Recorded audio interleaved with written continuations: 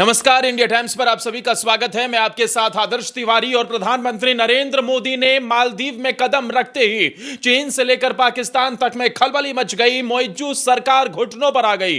जो मोइज्जू कल तक भारत को लाल आंख दिखाने का काम किया करते थे, आज पूरे मालदीव के अंदर बड़ी बड़ी इमारतों में, रक्षा मंत्रालय के बाहर मालदीव में प्रधानमंत्री नरेंद्र मोदी का एक विशाल पोस्टर नजर आया है। सबसे भव्य तस्वीर दिखाई दी है। प्रधानमंत्री नरेंद्र मोदी ने मालदीव से कैसे चीन और पाकिस्तान को हिलाया है और वहां क्या कुछ हुआ, इसे समझ लेना जरूरी है। क्योंकि जो लोग कह रहे थे कि भाई मालदीव हमारा दुश्मन बन गया है, चीन की वहां पर घुसपैठ हो गई है और नरेंद्र मोदी कहीं ना कहीं विदेश नीति में विफलता हासिल कर रहे हैं, उन्हें इन तस्वीरों को देख लेना चाहिए। तस्वीरें मालदीव के रक्षा मंत्रालय की है और देखिए कैसे प्रधानमंत्री नरेंद्र मोदी का एक विशाल वहां पर फोटो लगाया गया है। इंडिया आउट बोलने वाले अब इंडिया इन कह रहे हैं। वही मालदीव जिसने भारत की दोस्ती को ठुकराया, आज उसी भारत के प्रधानमंत्री मोदी के स्वागत में बिछ गया है।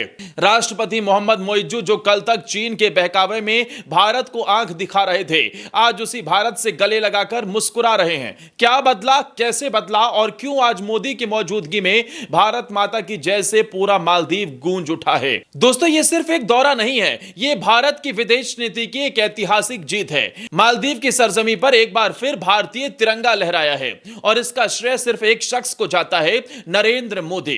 कभी माले की सड़कों पर इंडिया आउट के पोस्टर चिपकाए जा रहे थे, कभी राष्ट्रपति मोइज्जू चीन की गोद में बैठकर भारत को आंख दिखा रहे थे, तो कभी सोशल मीडिया पर भारत सेना के खिलाफ झूठ फैलाया जा रहा था।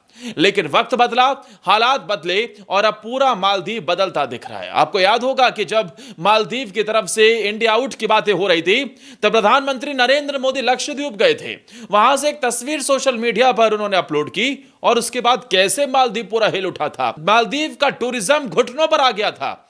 और आपको बता दें, मालदीव अकेला सिर्फ और सिर्फ टूरिज्म पे चलता है और भारत से पंगा लेने की उसे ऐसी सजा मिली थी कि उसका टूरिज्म धड़ाम हो गया। जो लोग मालदीव घूमने जाया करते थे, उन सब ने अपनी टिकट कैंसिल करवा दी। यहां तक कि कई बड़े ट्रैवल एजेंसीज की तरफ से तो मालदीव की टिकट ही बेचना बंद कर दिया गया। तो यही हालात है और कैसे झटका लगा, उसके बाद किस तरीके से हालात बदले, इसे समझना जरूरी है। मोइज्जू एयरपोर्ट पर खुद प्रधानमंत्री मोदी के लिए स्वागत में खड़े हो गए। जैसे ही पीएम मोदी का विमान लैंड हुआ ना, वैसे ही मोइज्जू सिर्फ अकेले नहीं पहुंचे थे भाई साहब, पूरा मंत्रिमंडल पहुंच गया था मोदी जी को रिसीव करने के लिए। और यही होती है ताकत, प्रोटोकॉल के तहत नहीं बल्कि पूरे दिल से वो पहुंचे थे। पीएम मोदी के माले में कदम रखते ही पारंपरिक संगीत बजा, भारत माता की जय के नारे गूंज उठे, वंदे मातरम सुनाई दिया। दोस्तों, ये सिर्फ इमोशनल पल नहीं था, इसके पीछे थी भारत की साफ और ताकतवर रणनीति। मालदीव को समझ आ गया कि चीन सिर्फ कर्ज देता है, दोस्ती नहीं। पर भारत कंधे से कंधा मिलाकर खड़ा होता है, चाहे कोविड हो या तूफान। पीएम मोदी ने इस दौरे में मालदीव को जो 4,850 करोड़ रुपए की लोन सहायता दी है, वो एक दोस्ताना निवेश है, दबाव नहीं।